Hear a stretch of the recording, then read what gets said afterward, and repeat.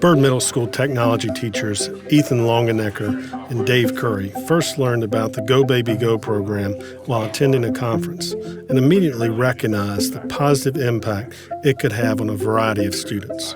Go Baby Go is a national movement for mobility, and the goal is providing mobility for students, for children who lack mobility, whether it's disabilities or for whatever reason. The platform that is used for that is modified electric ride-on cars. It's going to open up new ways for them to interact with their peers. It's going to, draw the children to them because a lot of kids have these kinds of cars, so it just kind of makes them similar to their peers in ways that they might not necessarily always be if they're in a wheelchair or a motorized wheelchair as well. The idea of utilizing their skills to modify electric ride-on cars to serve others also resonated with students. My initial thought was kind of what is that? Because the name is kind of interesting, but I did a little research on it. I decided that I wanted to participate in that and build cars with my friends. What I thought it was a really cool thing to be doing, and I thought these kids deserve something just to get them in something new, not just being in a wheelchair, sitting down all day, actually having fun with moving. When we first started talking to our students about it, they were pretty pumped. It was probably around December when we first started to kind of really plan this out and really start our kind of prototype car. When the students saw what we were doing with that prototype car, it was something I knew we were going to have buy-in right away. After securing the necessary funding to proceed, the students began working to determine what modifications would be needed to each vehicle. And we actually have funded all of our cars through community donations at no cost to the families.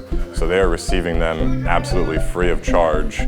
The basic process that we use to modify the cars is, first of all, we identify a student. We get with that student and their physical therapist, and we discuss the needs of the student. I have taken my students that are going to be on the build teams to those meetings, so they get to meet them, they get to understand the needs of our design, and then they can be a bigger part of deciding on design features.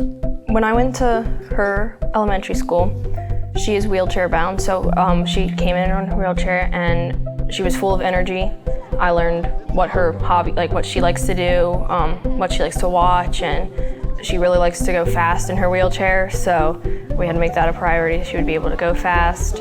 With plans in place, the students gave of their time after school to customize 4 vehicles to be given to students from Evendale, Redbud Run, and Indian Hollow elementary schools. Once we have that initial planning meeting, then obviously we get all our materials, we purchase the car, we purchase whatever materials we need to modify, and then we will make our modifications.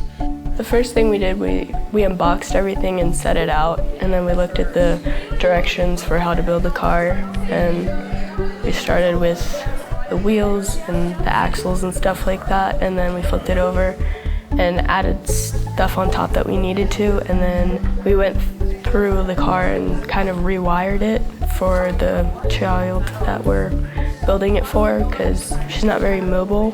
Throughout the process, students were able to connect concepts they had learned in class to real-world applications. For math, usually a lot of kids say, oh, I'm never going to use this in my life.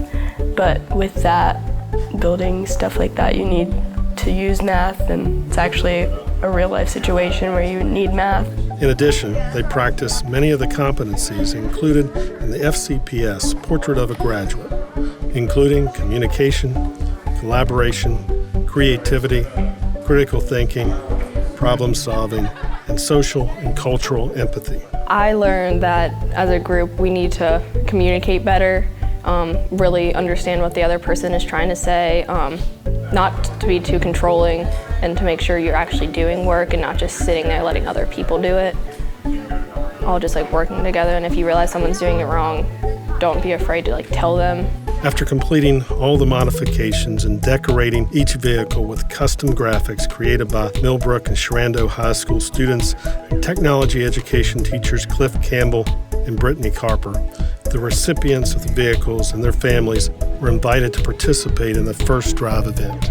It's very amazing. I'm very excited because I actually tossed up making one of these myself. but yeah, they beat me to it. I'm ecstatic. Well, I know for school, it's going to make a lot of difference. I know that she can play on the asphalt at school, and that's great, but to be in the playground, in the mulch and chasing around other kids, and it's going to help her be more inclusive with her classmates. He'll be able to get out with other kids his age, be able to ride around and just be a kid. I almost cried, to be honest, because I was so excited, so I can imagine how they felt when they saw the car. It tells you that you guys have very advanced on everything, like, you know, you put the kids first before anything, and like you try to find ways to keep them happy, and that's a good thing. I'm just glad that, you know, the kids got involved. You know, it's what we need now, you know, everybody getting involved with each other, and it's a great program, and we appreciate y'all. Thank you.